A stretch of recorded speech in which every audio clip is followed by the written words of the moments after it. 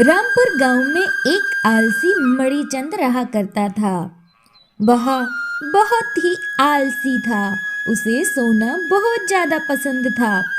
वह रोज सुबह उठता, पूजा करता, खाना खाता और फिर सो जाया करता था, जिसकी वजह से उसकी पत्नी बहुत ही परेशान रहा करती थी।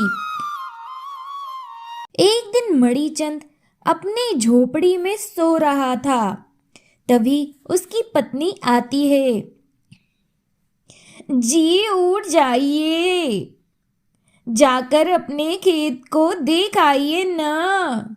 इस बार की भी अपनी फसल अच्छी नहीं हुई है। दिन रात सोना सोना सोना, जाकर खेत देख आइए। अरे अरे, क्यों तंग करती हो भाग्यवान हैं? ये मेरे सोने का समय है। हाँ, मेरा राहु बता रहा है कि अगर मैं अभी खेत जाऊंगा तो कुछ अपशगुन हो सकता है। तो मैं एक काम करो भाग्यवान, मेरे लिए भोजन लेके आओ। हाँ, मुझे बहुत भूख लगी है। जाओ जाओ, मेरे लिए भोजन लेके आओ, जाओ। खाना खाना और खाना। अरे थोड़ी देर पहले ही तो भोजन किया था आपने, और अभी फिर से आपको भोजन करना है। हे भगवान, दिन भर में तो कोई काम करते नहीं हैं आप। यह देखिए जी, मैं आपके लिए भोजन ले आई हूँ। चलिए, अब तो उठ जाइए ना। उठिए, भोजन कर लीजिए। अरे वाह वाह, कितनी अच्छी खुशबू है भोजन की। अरे लाओ लाओ भाग्यवान, यहाँ लाओ, भोजन दो मुझे। वाह वाह वाह। अरे वाह वाह भाग्यवान, मजा ही आ गया। बहुत ही स्वादिष्ट भोजन बनाती हो तुम तो। हाँ, अरे वाह वाह, तुम्हारा तो कोई जवाब ही नहीं है भाग्यवान। बहुत ही मजेदार है। हाँ,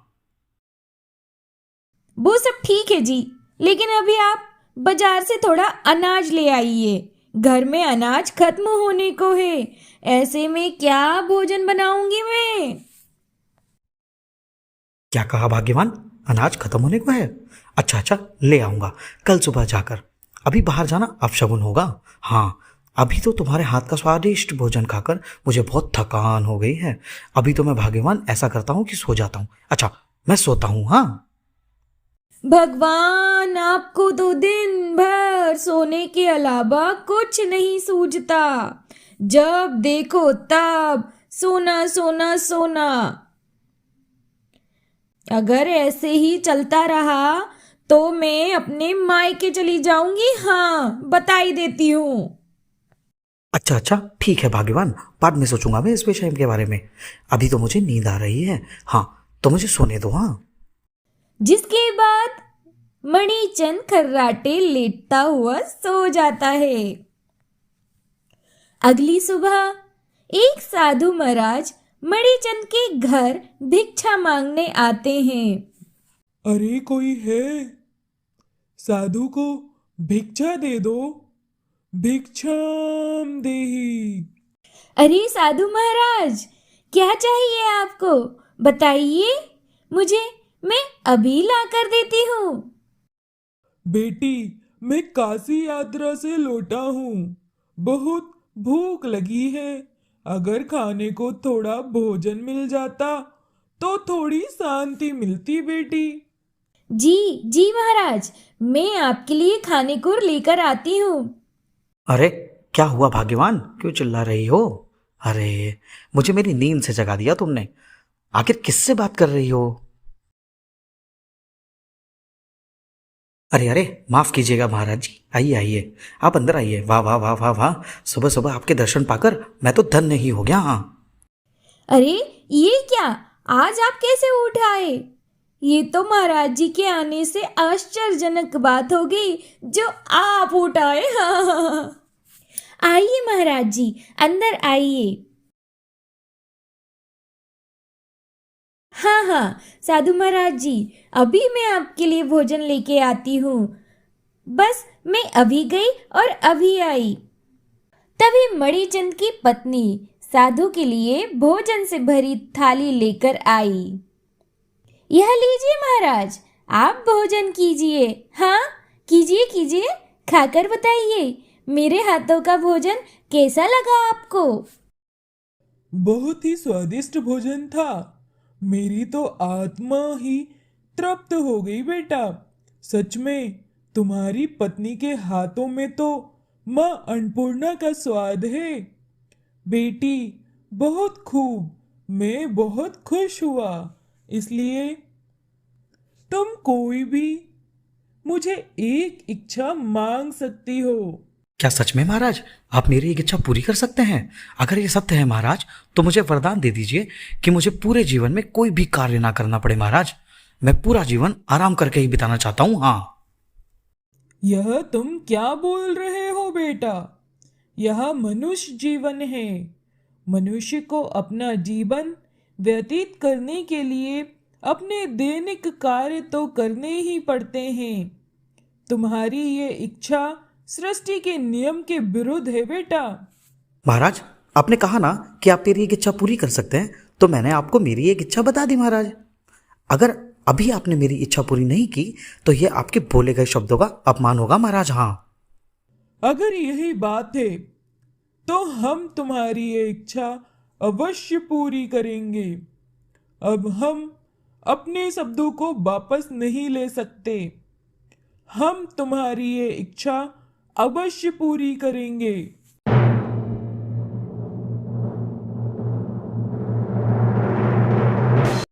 डरो मत, यह जादुई राक्षस है। यह तुम्हारी हर इच्छा पूरी करेगा। तुम्हारी इच्छा है कि तुम जीवन में कभी कोई कार्य ना करो, तो यह जादुई राक्षस तुम्हें कोई कार्य नहीं करने देगा। तुम्हें जो भी कार्य करवाना होगा यह जादुई राक्षस कर देगा। लेकिन याद रखना, इस जादुई राक्षस को तुम्हें हमेशा किसी न किसी कार्य में व्यस्त ही रखना होगा, क्योंकि जिस दिन इस राक्षस के पास कोई कार्य नहीं होगा यह तुम्हें ही खा जाएगा। तभी यह बात सुनकर मणिचंद की पत्नी थोड़ा डर जाती है। अरे अरे अरे, मुझे तो आपके लिए बहुत चिंता हो रही है जी। अगर किसी दिन इस भयानक दिखने वाले राक्षस ने आपको ही खा लिया तो मैं क्या करूंगी जी? अरे भगवान, ये आपने क्या मांग लिया? अरे भाग्यवान, तुम व्यर्थ में ही चिंता कर रही हो। ऐसा कुछ नहीं होगा। अभी तुम देखना मैं इस राक्षस से कैसे सारे कार्य करवाता हूँ। हाँ, अभी तो मुझे कोई कार्य भी नहीं करना पड़ेगा भाग्यवान है, और तुम्हें भी मुझसे कोई भी शिकायत नहीं होगी। हाँ, जाओ जादुई राक्षस, बाजार जाकर अनाज की बोरियां ले आओ। हाँ जाओ, घर में अनाज की बोरियां ही नहीं है। अभी जाता हूँ, लेकर आता हूँ अनाज की बोरियों। और वह राक्षस अचानक से गायब हो गया और तुरंत ही अनाज की बोरी ले आता है, जिसे देखकर मणिचंद और उसकी पत्नी हैरान हो जाती है।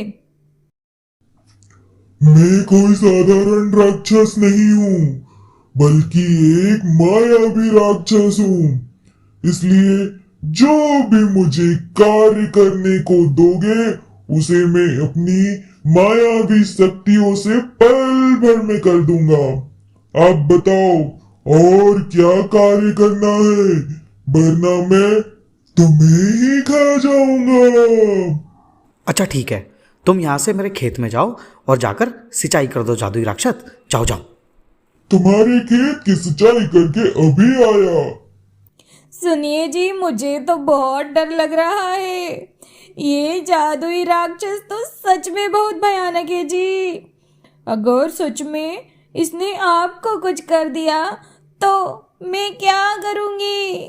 अरे भाग्यवान, तुम देख रही हो ये कितने जल्दी मेरा बताया हुआ काम कर देता है। देखो, अगर ये मेरे साथ रहा तो मैं सदैव आराम से जीवन व्यतीत करूंगा। हाँ, तुम चिंता मत करो, ये मुझे कुछ भी नहीं करेगा। हाँ, मैं हमेशा ही इसे कोई ना कोई कार्य देता ही रहूंगा। तभी वो राक्षस फिर से आ जाता है। तुम्हारे खेत की सिंचाई करके मुझे बड़ा ही आनंद आया। लेकिन अभी मुझे बहुत जोरों की भूख लगी है। जल्दी से मेरे लिए भोजन का प्रबंध करो, वरना मैं तुम्हें ही खा जाऊंगा। चंद की पत्नी राक्षस के लिए अलग अलग तरह का खाना लेकर आई। राक्षस पूरा भोजन चट कर जाने के बाद, भोजन लेकर आओ, और भूख लगी है। जाओ जाओ, मेरी भूख शांत करो।